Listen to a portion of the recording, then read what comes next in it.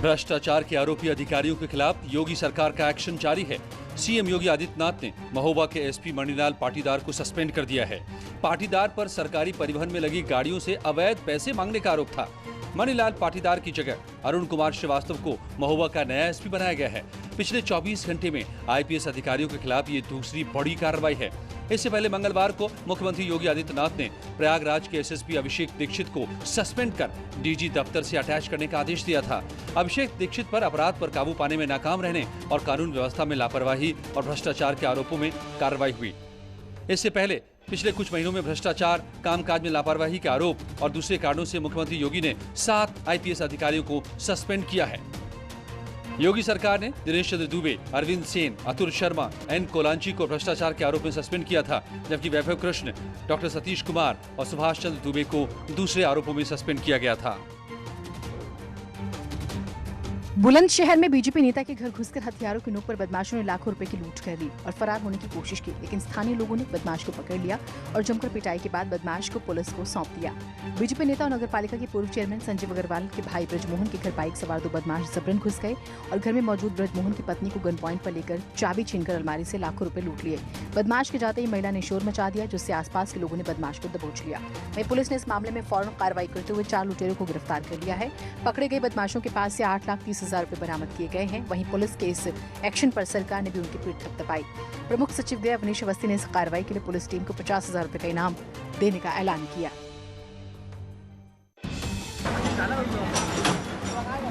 Mumbai high court ने कंगना रनौत के दफ्तर पर बीएमसी की कार्रवाई पर रोक लगा दी है। हाईकोर्ट ने बीएमसी को नोटिस जारी कर जवाब भी मांगा है। कोर्ट ने पूछा है कि आखिर कंगना रनौत के दफ्तर पर तोड़फोड़ की कार्रवाई में इतनी जल्दबाजी क्यों की गई। इससे पहले बीएमसी ने मुंबई के पाली हिल्स इलाके में कंगना के दफ्तर के एक हिस्से को तोड़ दिया था।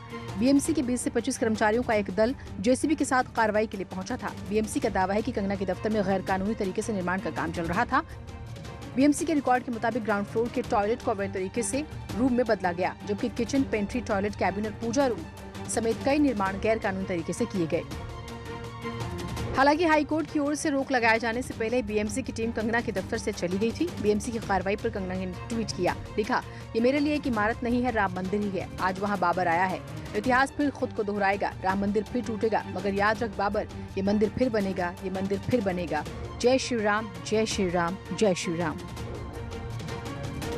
शिवसेना की धमकी को देखते हुए कड़ी सुरक्षा के बीच मुंबई पहुंची एक्ट्रेस कंगना रनौत ने अपने दफ्तर में तोड़फोड़ का वीडियो ट्वीट किया है।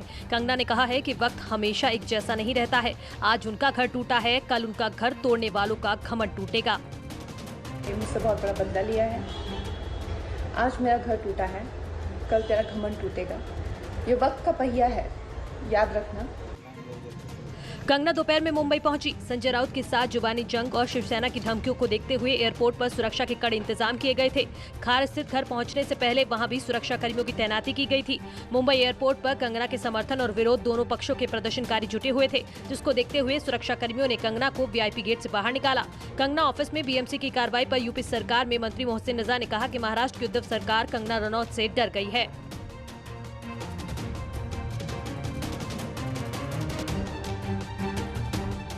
ड्रग्स केस में गिरफ्तार एक्ट्रेस रिया चक्रवर्ती को मुंबई की भाईखला महिला जेल में शिफ्ट कर दिया गया है। जेल पहुंचने पर सबसे पहले रिया का मेडिकल चेकअप कराया गया। उसके बाद डॉक्टर ने उनकी रिपोर्ट देखी। रिया पूरी तरह से स्वस्थ हैं, जिसके बाद उन्हें जेल के बैरक में शिफ्ट कर दिया गया। अभी 10 दिन तक रिया से जेल में कोई काम नहीं कराया जाएगा। उसके बाद उन्हें काम दिया जाएगा। कोरोना महामारी को देखते हुए रिया को क्वारंटीन करना है या नहीं, इसका फैसला जेलर लेंगे। हालांकि कल एनसीबी ने गिरफ्तारी के बाद रिया का मेडिकल चेकअप कराया था। इस दौरान उनका कोविड टेस्ट भी कराया गया, जिसकी रिपोर्ट नेगेटिव आई। एक्टर सुशांत सिंह की मौत के मामले में चल रही जांच के दौरान ड्रग्स केस में एनसीबी ने करीब 19 घंटे की पूछताछ के बाद मंगलवार को रिया चक्रवर्ती को गिरफ्तार किया। उसके बाद स्पेशल एनडीपीएस कोर्ट ने कल ही रिया को 14 दिन की न्यायिक हिरासत में जेल भेज दिया। शाम हो जाने की वजह से रिया को कल जेल में शिफ्ट नहीं किया जा सका था।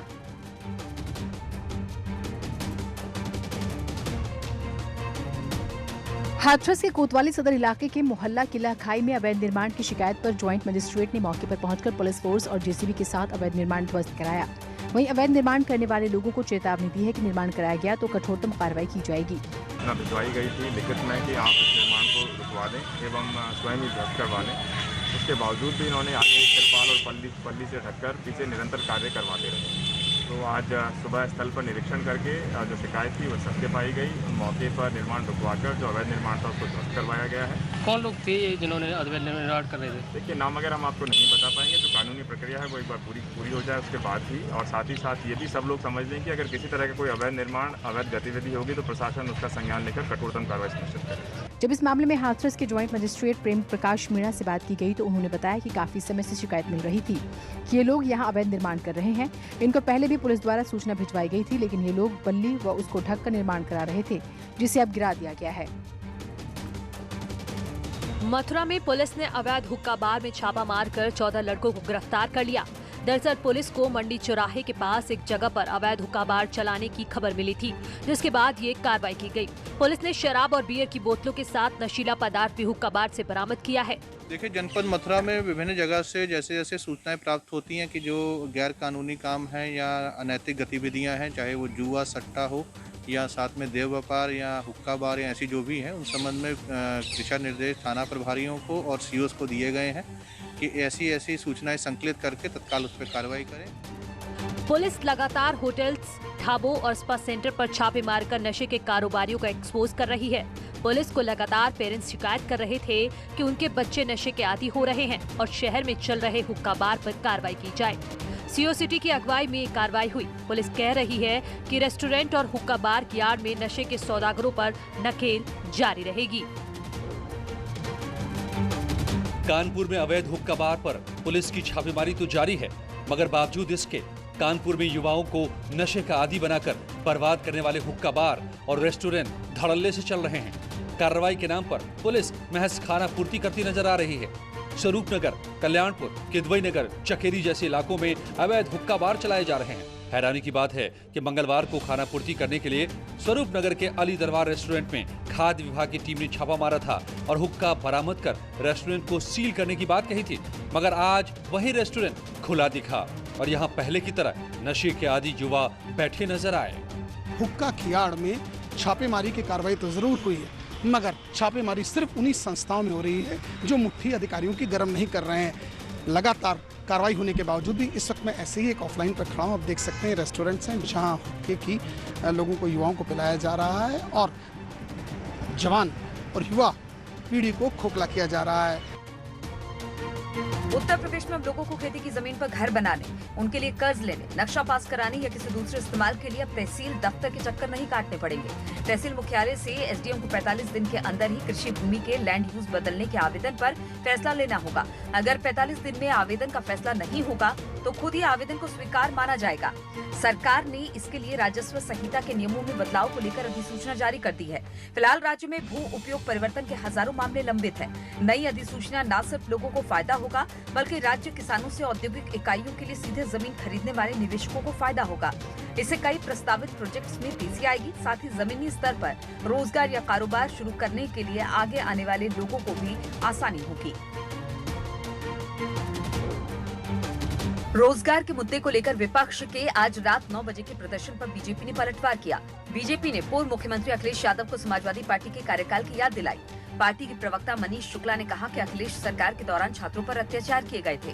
जिन अखिलेश यादव की सरकार के समय में उत्तर प्रदेश के 5 के 500 आयोगों के चेयरमैन भ्रष्टाचार के आरोप में बर्खास्त किए गए थे और उन भ्रष्टाचारियों को अखिलेश यादव का खुला संरक्षण था। आज वो नैतिकता की बात करते हैं, आज वो नौजवानों की बात कर रहे हैं।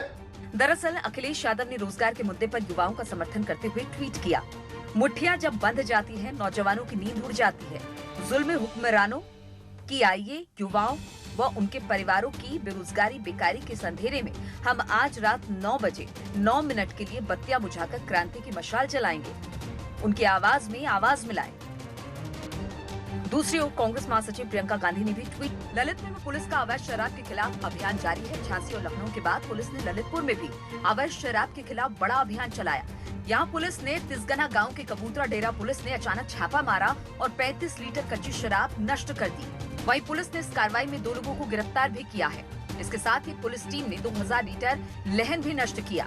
35 लीटर शराब प्राप्त हुआ और शराब बनाने के सभी उपकरण पाए गए और एक पुरुष अभियुक्त, एक महिला अभियुक्त की गिरफ्तारी की गई। उपकरण उसको थाने पे लाया गया है और उस पर जो विधिक कार्रवाई होगी वो एसएचओ द्वारा किया जाएगा। पुलिस ने एक महिला और एक पुरुष कारोबारी को मौके से गिरफ्तार किया है। साथ ही पुलिस ने इस बात का भरोसा दिया कि वो क्षेत्र में किसी भी दशा में अवैध शराब का कारोबार नहीं होने देंगे।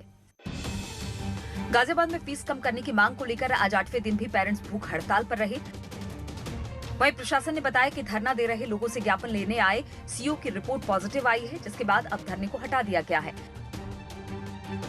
वहीं बाकी लोगों को होम आइसोलेशन पर भेज दिया गया है। साथ ही धरना स्थल को भी सैनिटाइज कराया जा रहा है। इतना ही नहीं, धरना दे रहे लोगों पर महामारी एक्ट के तहत मामला दर्ज किया गया है।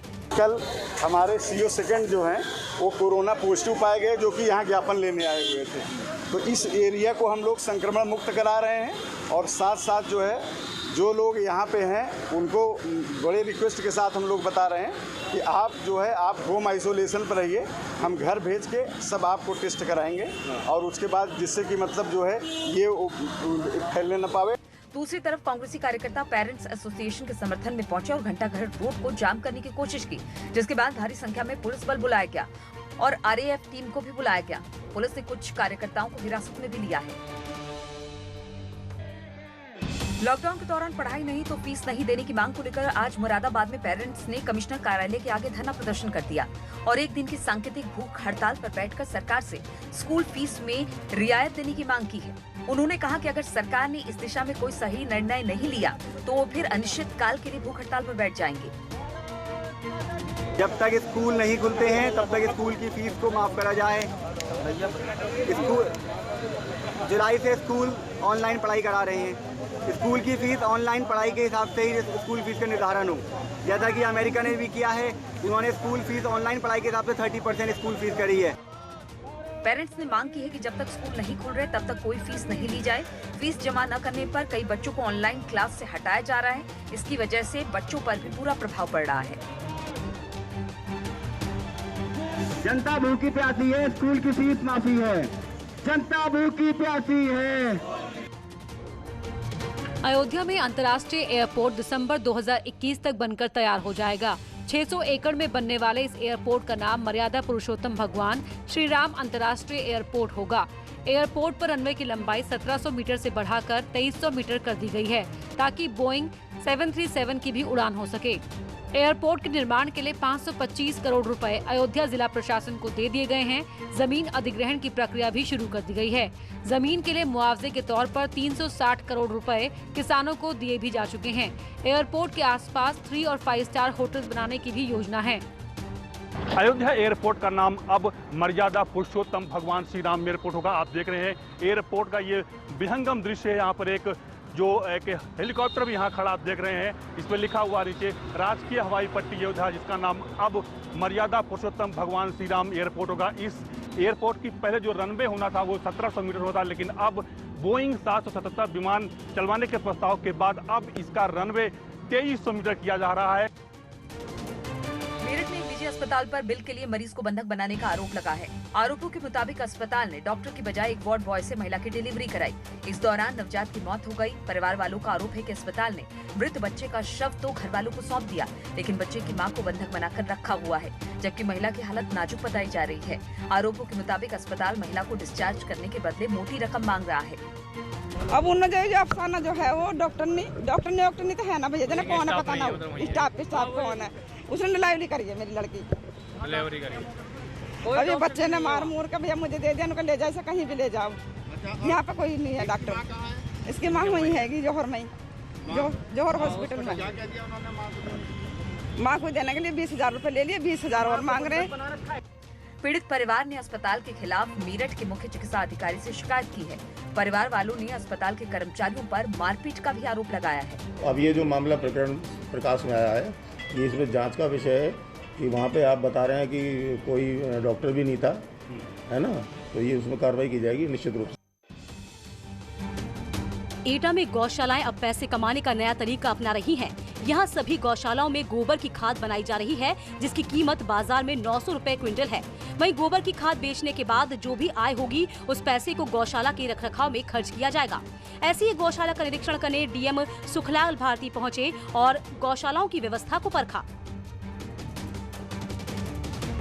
गौशाला में बहुत सारा जो है खाद बन के तैयार है वहाँ पे, तो हमने जीबीओ को निर्देशित किया कि बीडीओ से पूरे जितना खाद है वहाँ पे उसे 900 रुपये कुंटल के हिसाब से हम लोगों ने तय कर दिया था। इसका रेट जितना खाद वहाँ पड़ा हुआ है सब उसको बेच दें और बेच करके जो उसका पैसा हो लिया करके गौशाला में जमा करें ताकि वो पशुओं के संरक्षण में काम आ सके। एक तरफ जहां गौशाला के दूध से अच्छा कारोबार हो रहा है, वहीं अब गोबर से होने वाली आय इसमें और भी इजाफा करेगी। गौशाला में 200 से अधिक गाय हैं जिनका विशेष ध्यान रखा जा रहा है। मेरठ में दिन निकलते ही जिम ट्रेनर की गोलियों से भूनकर हत्या कर दी गई। बाइक सवार बदमाश हत्या की वारदात को अंजाम देकर फरार हो गए। पुलिस अधिकारियों की माने तो लेन देन के विवाद को लेकर हत्या की वारदात को अंजाम दिया गया। इस मामले में पुलिस ने अब तक 2 आरोपियों को हिरासत में लिया है। मेरे भाई को सर आज गोली मार दी, मर्डर कर दिया गया मेरा। किसने मारी गोली? सर इसके बारे में मैं कुछ जानता नहीं, क्योंकि कोई लड़ाई कोई झगड़ा उसने मेरे साथ कोई चीज़ कभी शेयर नहीं की कि मेरे साथ किसी का कोई झगड़ा है।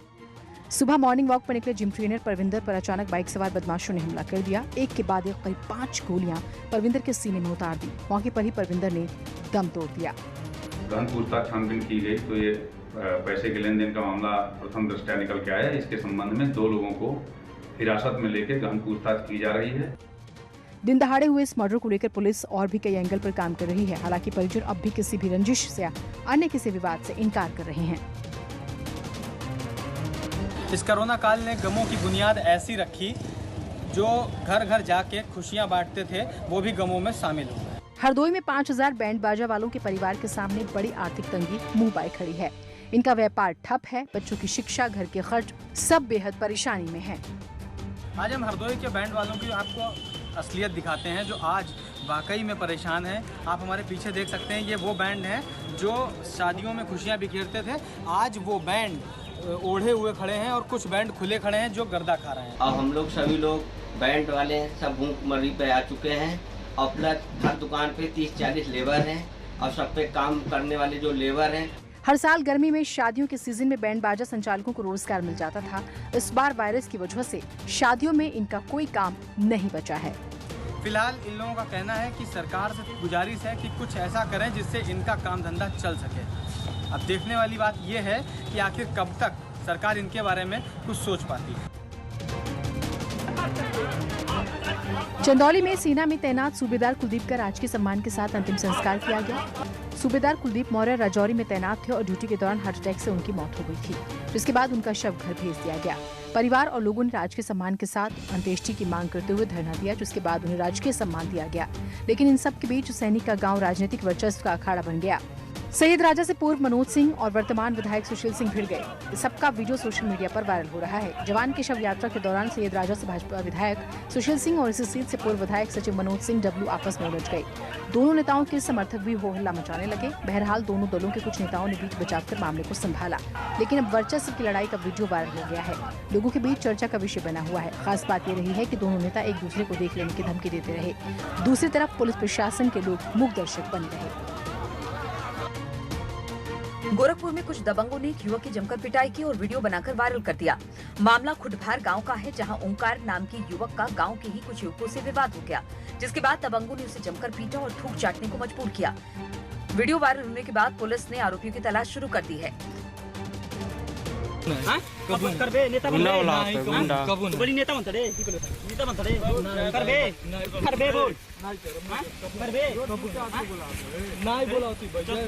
एक ये वीडियो संज्ञान में आया है जो कि बताया जा रहा है कि बड़ालगंज के खुटबार क्षेत्र का है। इस संबंध में हमने प्रभारी निरीक्षक को कहा है कि वे जाकर मौके पर तत्काल देखें और इसकी जांच कराई जा रही है। जो भी दोषी इसमें पाया जाएगा उसके विरुद्ध कार्रवाई की जाएगी। वायरल वीडियो का संज्ञान लेते हुए एसपी साउथ विपुल श्रीवास्तव ने कहा कि मामले की जांच कराने के साथ ही आरोपियों की तलाश कराई जा रही है, जिसके बाद उनके खिलाफ कड़ी कार्रवाई की जाएगी। लखीमपुर खीरी में गांव के बीच बने एक तालाब में विशालकाय मगरमच्छ आने से गांव में हड़कंप मच गया। ईसानगर थाना क्षेत्र में मिदनिया गांव में बने तालाब में मगरमच्छ आ गया, जिसके बाद ग्रामीणों में डर का माहौल है। ग्रामीणों ने इसकी सूचना वन विभाग को दी है। वन विभाग की टीम ने मौके पर पहुंचकर कड़ी मशक्कत के बाद मगरमच्छ पर काबू पाया और मगरमच्छ को नदी में छोड़ा गया।